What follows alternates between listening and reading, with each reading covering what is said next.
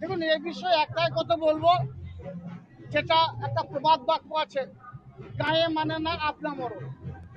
সেই মোতাবরি করতে উনি গিয়েছেন। তাছাড়াও তিনি যেখানে তার জন্ম বোলপুর, সেই বোলপুরটাকে আমরা হাঁটছি, সেটাই ঠিক করতে পারছে না। তো দুবরাজপুরে গিয়ে মাতব্বরি করার কোনো প্রয়োজন আছে বলে আমি মনে করি না।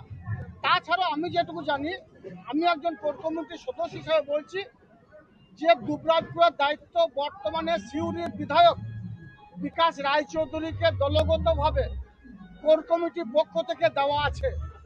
স্বভাবতই ওখানে যদি কোনো মিটিং করতে হয়, দলীয় কর্মসূচি করতে হয়, ওখানকার যারা দলের নেতাকর্মী আছেন তাদেরকে নিয়ে বসতে হয়, 21শে জুলাই হোক বা 27শে জুলাই নিয়ে, তাহলে সেখানে বিকাশ রায়চৌধুরী বা কোর কমিটির সদস্যদের অনুমতি নেওয়ার প্রয়োজন ছিল।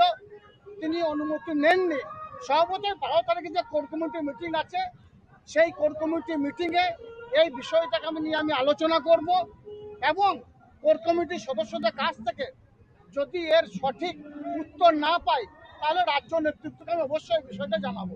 উচিত হয়নি, যেটা করেছেন ঠিক করেননি।